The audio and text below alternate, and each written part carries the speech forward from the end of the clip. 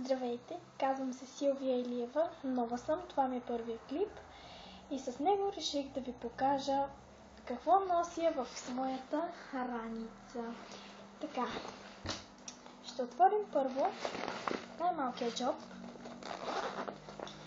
В него има ластик за коса, в случай, че искам да си вържа косата или играя физическо. А във втория гридна от ластичета. Това е в този джоб е това. В другия джоб имам очилата, без които не мога.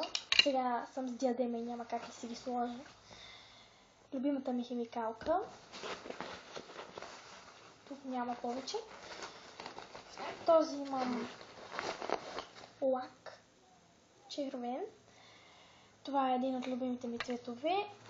А другия ми любим цвят е черно. Имам и някакъв стикер, който май се лепи на раницата, но не съм много сигурна. И последният ми джоб, той е с портмоне в него. Телефонът ми. Една рисунка, която аз съм я правила. Парфюм. И гланц. Така. А раницата е напълно празна. Ще ви покажа.